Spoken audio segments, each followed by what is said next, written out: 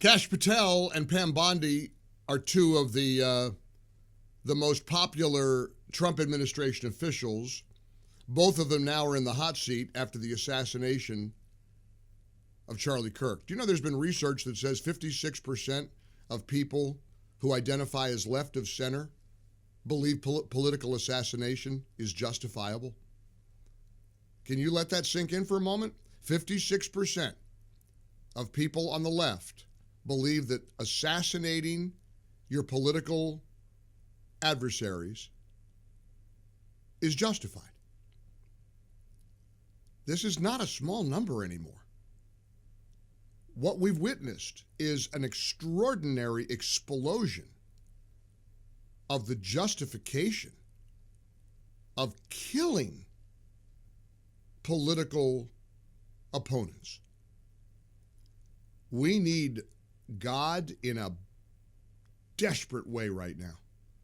This country is in desperate need of a revival. Mike Lindell has been talking about this for years, and Mike has said it over and over again. We ought to get MyPillow's Mike Lindell back on the show just to talk about the need for an American revival. I played those kids yesterday at a church, these joyful, happy kids holding their Bibles and talking about the joy of redemption and the value of eternal life. We got 56% of people. It's stunning to me. There has been a gradual acceptance of what happened to Charlie Kirk. And I remember screaming loudly about the murder of Brian Thompson.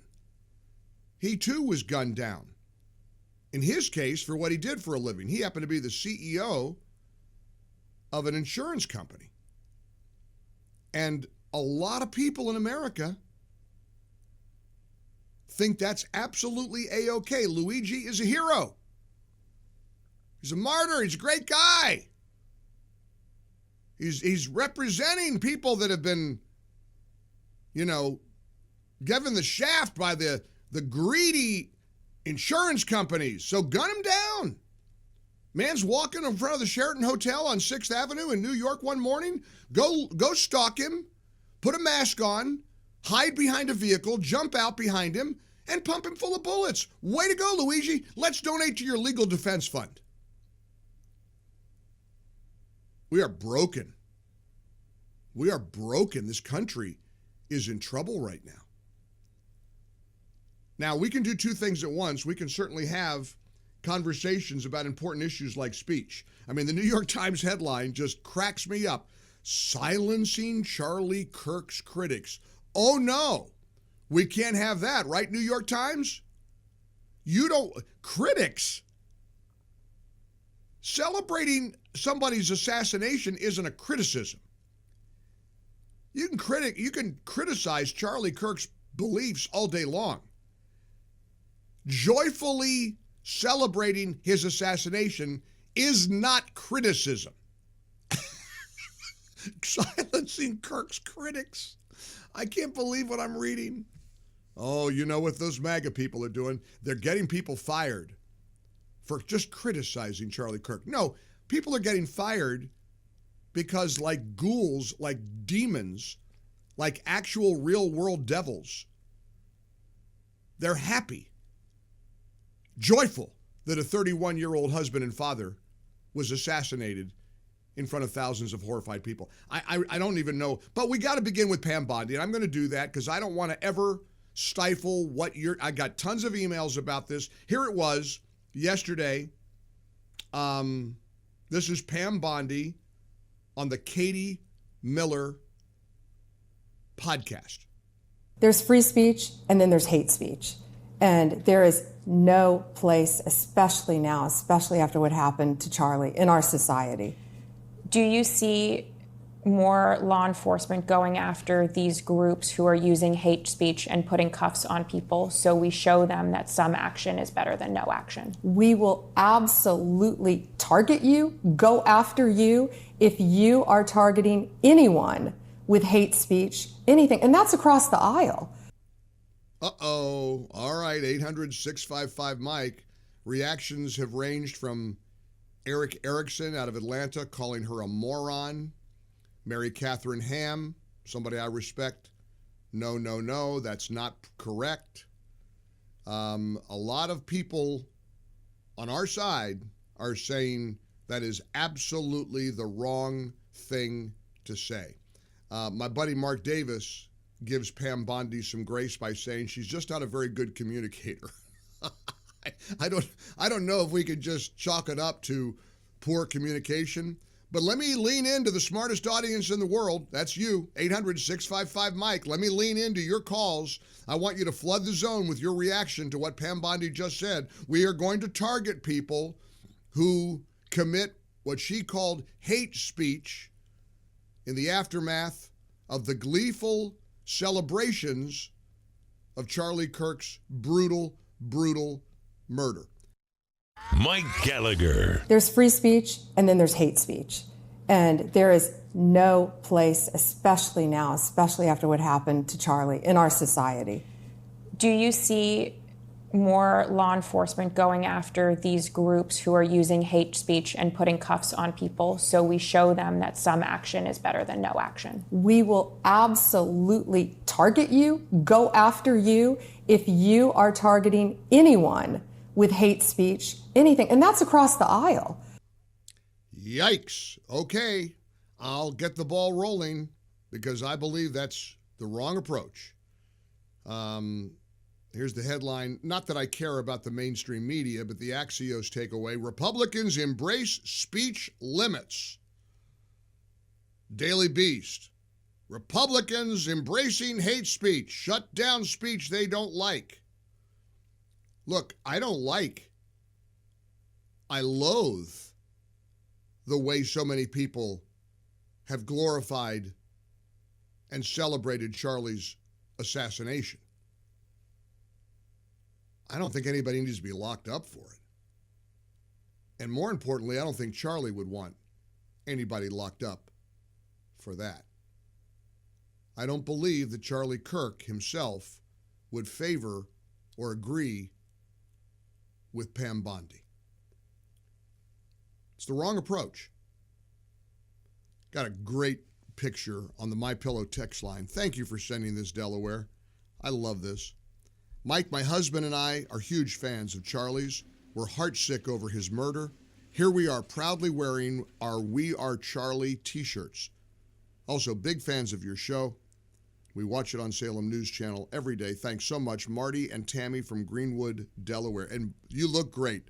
Marty and Tammy, I love it. They both got their I Am Charlie t-shirts on. I have a Charlie Kirk t-shirt that I got from a Charlie Kirk event. I almost wore it the other day at the event we had in South Carolina, but then I thought, it's maybe a little bit too much of inserting myself into the whole Charlie Kirk story. I don't know. It just felt, it felt a little, I don't know. It was like an event with a bunch of listeners in South Carolina. So, but maybe we ought to start all wearing our I Am Charlie shirts or anything that can honor Turning Point, where thousands and thousands of requests have been coming in to start chapters, Turning Point chapters, high school and college chapters.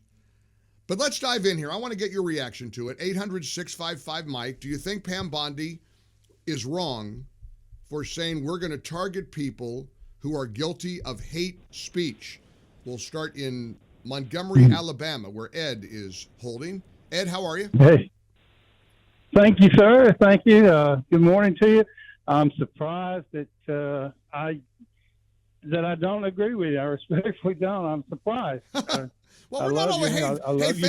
Families aren't. Look, family members don't speech. always agree with each other. That's all right. That's all right. Well, tell me why you disagree. You want people locked up for some of the terrible things they've been saying. You want them to go to jail.